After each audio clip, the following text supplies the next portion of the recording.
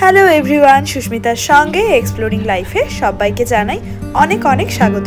আশা করছি তোমরা সবাই খুব ভালো আছো, আমরাও কিন্তু বেশ ভালো আছি।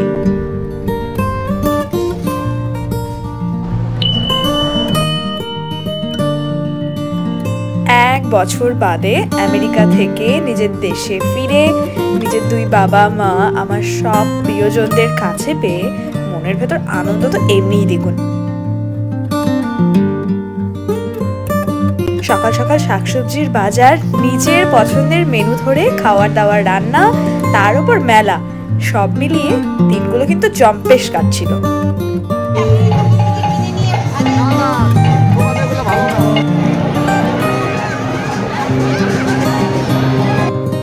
আমি যখন বাড়িতে এসেছি এই সময় আমাদের কালিয়াগঞ্জে চলছিল অষ্টপ্রহরের মেলা।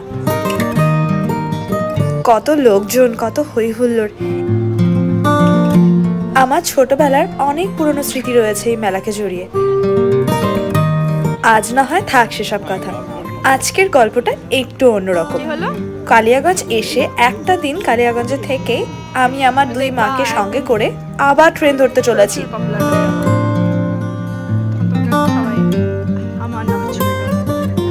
আমাদের স্টেশনে পৌঁছে দিতে আমার দুই বাবাই এসেছে। এখান থেকে আমরা ধরবো রাধিকাপুর এক্সপ্রেস। ভাবছেন এই তো একদিন আগেই কালিয়াগঞ্জ এলাম, আবার কেন ট্রেন ধরছি আর কোথায় বা যাচ্ছি? আমরা যাচ্ছি কলকাতায়, তবে কলকাতা আমাদের গন্তব্য নয়। আমাদের আজকের এই জার্নির গল্পটা শুরু হয়েছিল আরো মাস তিনেক আগে, ডিসেম্বর মাসে।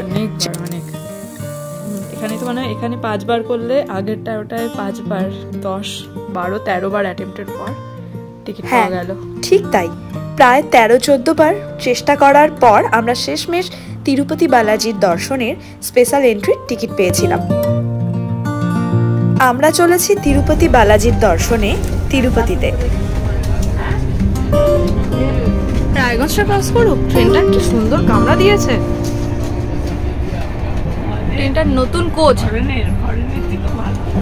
B3 কামরার সম্পূর্ণ বগিটা নতুন। 51, 49, 53 তিনটে আছে। এতগুলো চার্জিং পয়েন্ট। আমি যখন প্রতিবার আসা যাওয়া করতাম কলকাতায়, ট্রেনের কামরাগুলো তখন পুরনো ছিল, এত বাজে। আর এখন এত সুন্দর করে দিয়েছে, পুরো পরিষ্কার পরিচ্ছন্ন। ট্রেনটা এখনো স্টিল পরিষ্কার আছে। আগে রাধিকাপুর এক্সপ্রেসের ছিল ICF কোচ, এখন দেখছি LHB কোচ দেওয়া হয়েছে।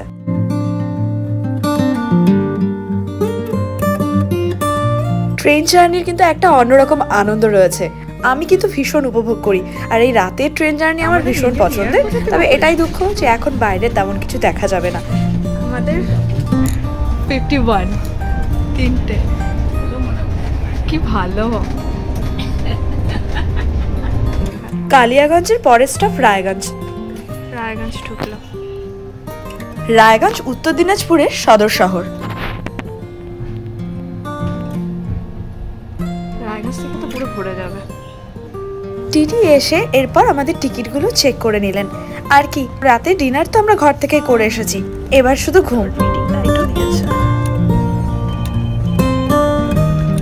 ভালো, বই নিয়ে এসেছি, বই পড়া যাবে।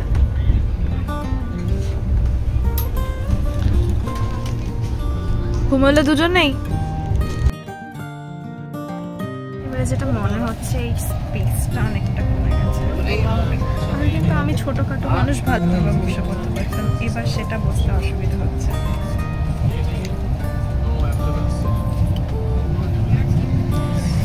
আমার রাতের সঙ্গীকে আমি একবার দেখিয়ে দিই।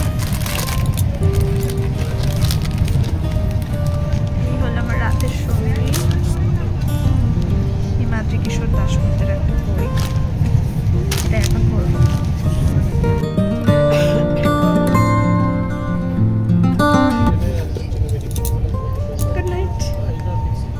সকালে দেখা হবে, সকালে হাওড়ায় নামবো কটায়? ও না, এটা চিতপুরে দাঁড়ায়। চিতপুরে নেমে আমাদের আবার হাওড়া যেতে হবে। এখন সকাল 5:35। 13146 রাধিকাপুর এক্সপ্রেস আমাদের পৌঁছে দিয়েছে কলকাতা স্টেশনে।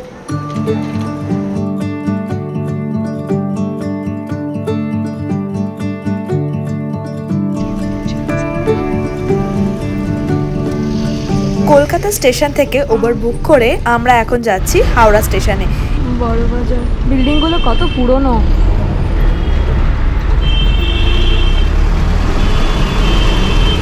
আমি এটা সবসময় মনে করি সকালের কলকাতার একটা অন্যরকম সৌন্দর্য রয়েছে, আর আমি প্রতিবার বাড়ি থেকে ফেরার সময় এই সৌন্দর্য উপভোগ করতে করতেই যাদবপুরে পৌঁছতাম। তবে এবারের গন্তব্য তো যাদবপুর নয়, যাচ্ছি আমরা হাওড়া স্টেশন।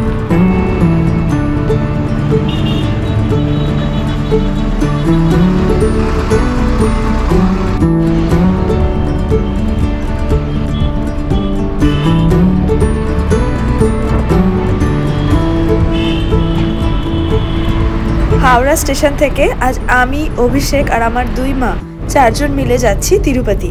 তার জন্য ট্রেনের টিকিট এবং মন্দিরের দর্শনের টিকিটও আমরা 3 মাস আগে কেটে রেখেছিলাম।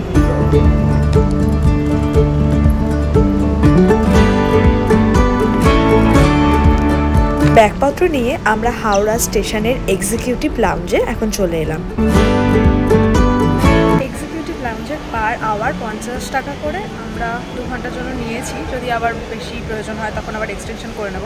অভিষেক আসেনি, অভিষেক যাদবপুরে, ও আসবে হয়তো, যেহেতু 10টা 50-এর ট্রেন, তার আগে ও চলে আসবে। অনেক মানুষই আছে বসে।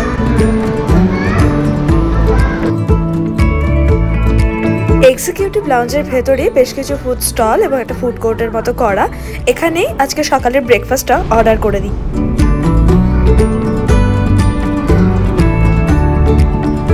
অর্ডার করেছিলাম পুরি সবজি আর ধোসা। এতদিন বাদে দেশের খাবার দাবার সবকিছুই আমার কাছে যেন অমৃত।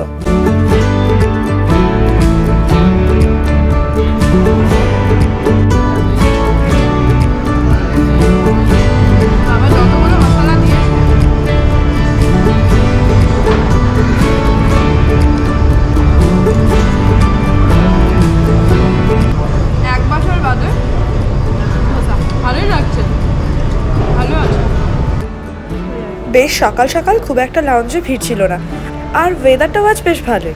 আমরা এখনো এখানে ব্রেকফাস্টটা সেরে নিলাম, বসে ওয়েট করছি। আর এই যে আমার সঙ্গী। শিগগিরই আসবো পরবর্তী ভিডিও নিয়ে আমাদের তিরুপতি যাওয়ার গল্প শোনাতে। ভালো থাকবেন সকলে।